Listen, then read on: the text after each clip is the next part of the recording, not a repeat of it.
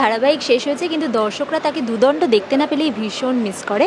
বুঝতেই পারছেন কার কথা বলছি। এই মুহূর্তে আমার সঙ্গে অন্বেষা রয়েছে, আর তার আগামী কাজ এবং এই মুহূর্তে তার জীবনে কী কী চলছে সব খবর জানার জন্য আর কি নিয়ে পাশে ওকে বসে পড়েছি। কেমন আছো অন্বেষা? অনেক দিন পরে দেখা। সত্যি অনেক অনেক দিন পরে দেখা। ভালো আছি। এই যে তোমাকে ইন্টারভিউ শুরুর আগে জিজ্ঞেস করলাম কেমন আছো, তুমি বলে চলছে। আমারও চলছে। কী কী চলছে জীবনে এখন? তো একটু মানে সময় পেয়েছিলে, মানে যেহেতু কাজের ধারাবাহিক শেষ হওয়ার মানে পরে একটু সত্যি time আমার পেয়েছিলে। আমার যেটা চলেছে সেটা শুনলে অবাক হওয়ার কিছু নেই। এরকম হাত পা ছড়িয়ে একদমই তাই। যখন ধারাবাহিক চলে একটু বসার শোয়ার কোনো কিছুরই সময় থাকে না। না, অবশ্যই ব্যাকআপের পর ডেফিনেটলি শোয়ার সময় থাকে, বসারও সময় থাকে মেকআপ রুমে এসে।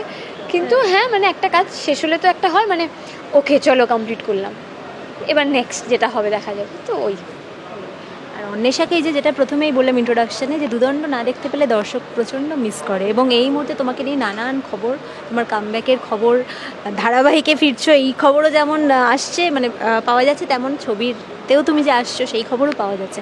সত্যিটা কি, কিসে, কোন মাধ্যমে তোমাকে এবার দেখা যাবে তুমি একটু বলো। এই তো আজকে তোমরা যার জন্য একদম, প্রেস মিটে এসছো একদম। সেখানেই একটু বলে দাও। মানসীদির ছবি 5 নম্বর স্বপ্নময় লেন। একদম। তো এই যে বড় পর্দায় প্রথম হাতে খড়ি, এই অভিজ্ঞতাটা। না না না, আমার বড় পর্দা এটা প্রথম হাতে খড়ি নয়।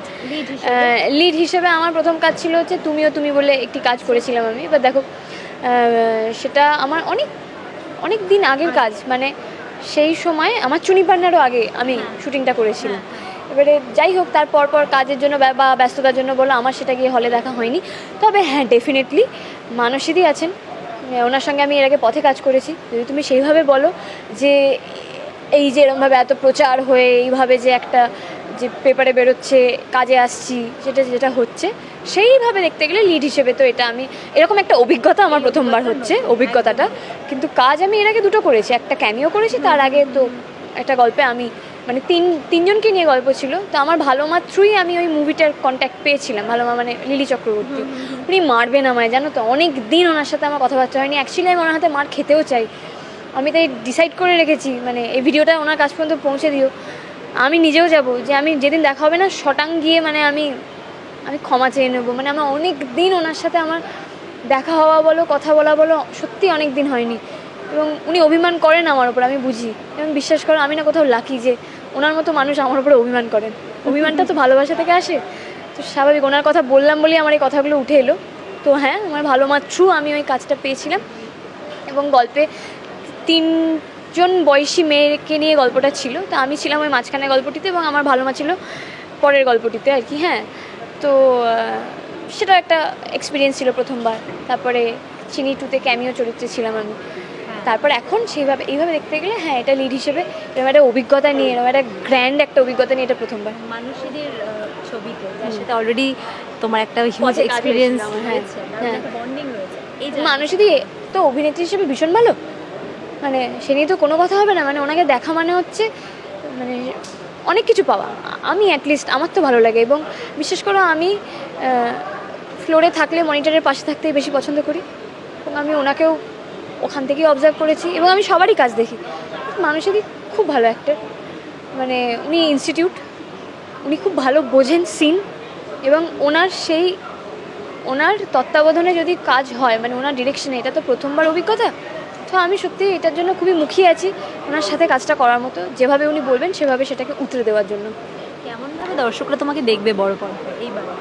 একটু একটু যদি হালকা করে দেখো, চরিত্র সম্বন্ধে যাই বলো না কেন, 2 বোন, এ বাড়ির বড় বোন, আমি এটুকু বলতে পারি। বাকি এর চরিত্রের জীবনে কি ঘটছে না ঘটছে সেগুলো উনি যখন কিছু বলবেন আমি বলবো যে আচ্ছা চলো ঠিক আছে, তোমরা সেখান থেকে পেয়ে যাবে। একটু মনে হচ্ছে আভাস পাওয়া যাবে। হ্যাঁ, অবশ্যই উনি বলবেন সেটা। আর বাকিটা তো দেখতে হলে সিনেমা দেখতে হবে।